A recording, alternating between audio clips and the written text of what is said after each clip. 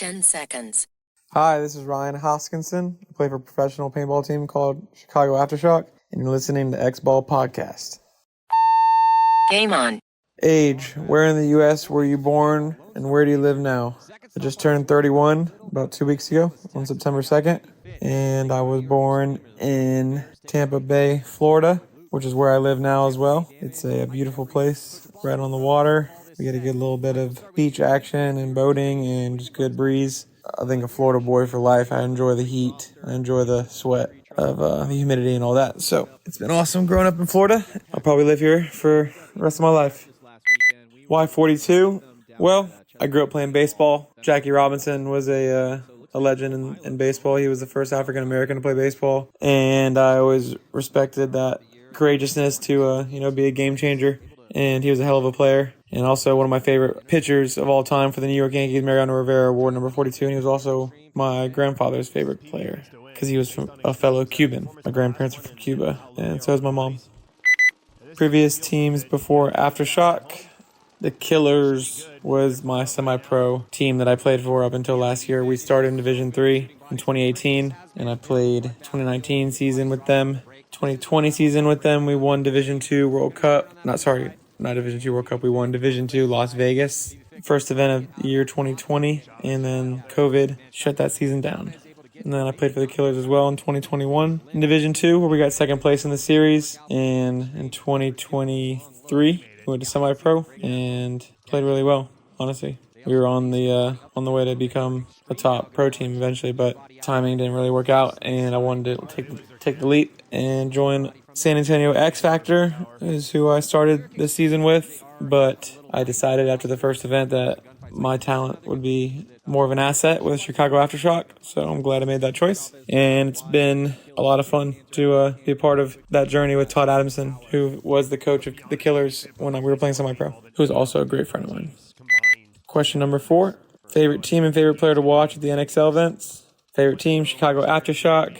My favorite player right now to watch at the events probably is Malloy, Alexander Brindikov for Russian Legion. He's just a very creative player. We're about the same height, and he has a play style that I can only aspire to learn from. Question number 5, how do you feel about your new home in 2024, Chicago Aftershock? I feel great. It's been awesome. We've been really enjoying this journey so far of reviving the legendary franchise. I do think we're on the right track, and it's been awesome getting to become a main starter on the team and make Sunday every event so far I've been with the team. So we just got 5th place in Chicago. It was a tough weekend. We went 3-1 in prelims and then lost in a quarterfinals game to X Factor. Congrats to them. They lost to Damage in the finals, but they did knock out the Russians, who were the hottest team in paintball. So always fun just playing on Sunday with the best players in the world. Question number 6, how would you describe Todd Martinez's coaching style compared to your previous coaches? I think Todd Martinez brings the high energy day in and day out, practice or no practice, even on off days. He's thinking of ways to motivate us and stay motivated, and he's a high caliber mind in the game, and he understands how to bring the best out of everybody on the team. So it's been awesome. I think he just has the tenure of being a top pro player at one point. So usually when you're a top player, you can relate to other top players and find ways to motivate them that some coaches don't really know how to do because they never were a great player. Favorite drills to do? I like snap shooting on my knees as a snake player. I like to practice my elbow snap shots. I learned that from Malloy and Axel. They're some of the best at it. And Leo Smotrov's really good at it too. And Karslev. Karzlev's also.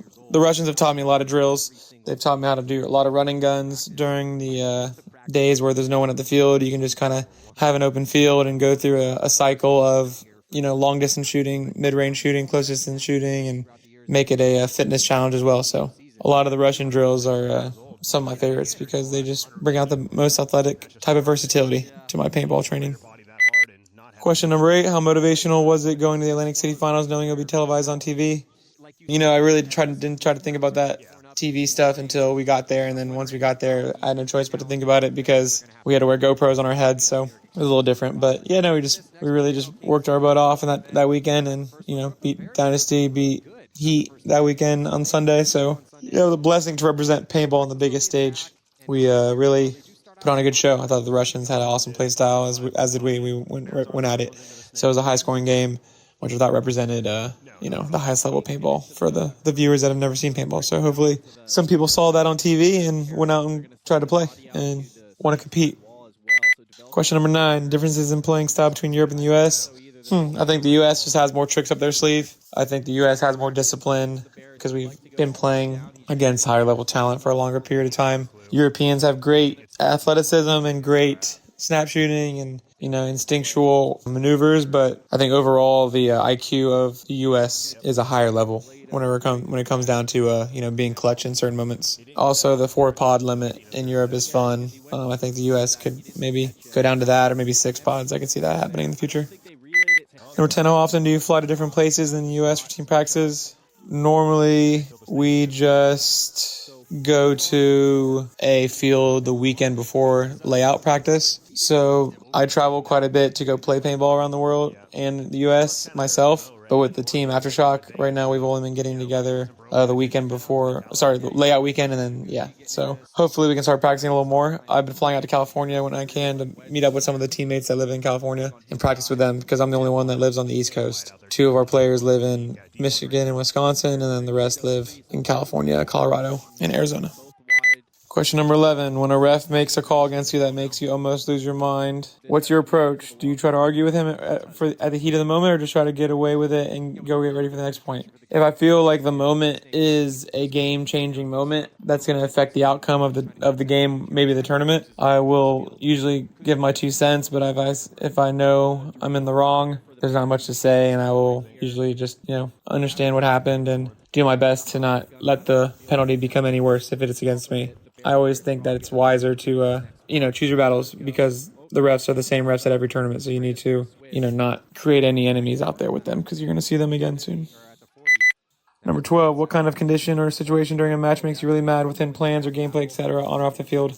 I don't like when we take our foot off the gas. I understand when we have a lead and we want to hold it and kill time, but sometimes I feel like teams will have an advantage in a match because they play at a high tempo, and then once they get the advantage, they take the tempo back and start playing on their heels, and I feel like that bites a lot of teams in the butt, and they usually get beat for not trying to win instead of trying not to lose. So I think it's always wise to take advantage of any moment in the match, but also smart to recognize when you have an advantage and not to waste it and throw it away by over battling and trying to be a hero. So there is a gas pedal that needs to be handled with the brakes as well with the score of the match and the time. So and the advantage in the kill count. So I am learning to balance that myself. So number 13, what 4 players would you pick for an All-Star match? No one from my own team and no same player from one team.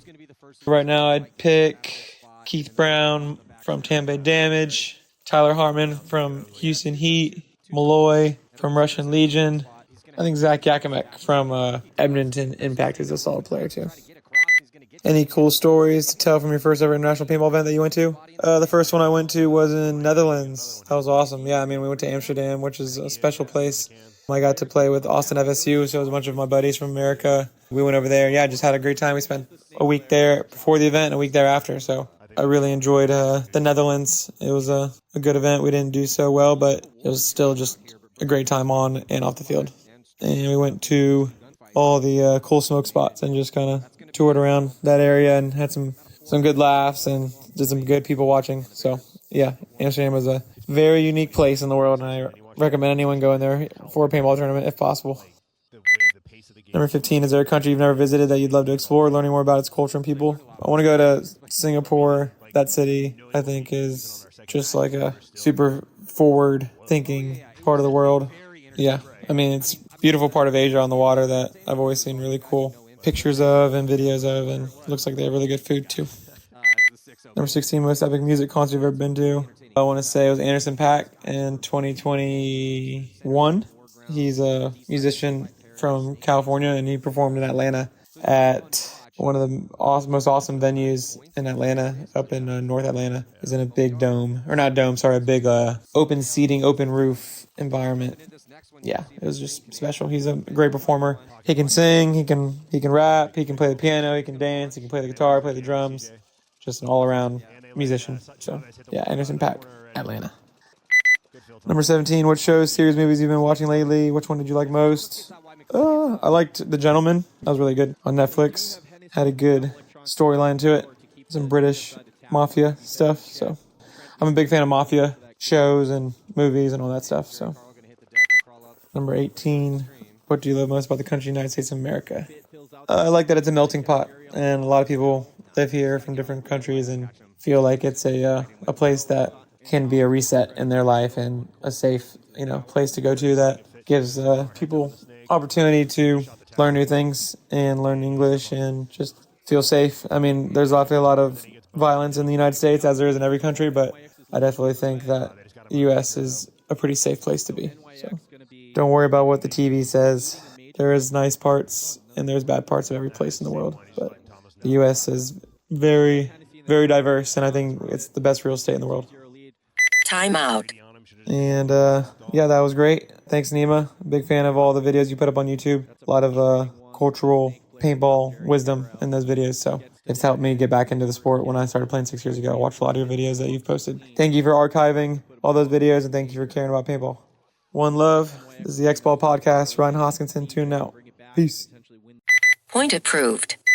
Game time finished. Game stopped.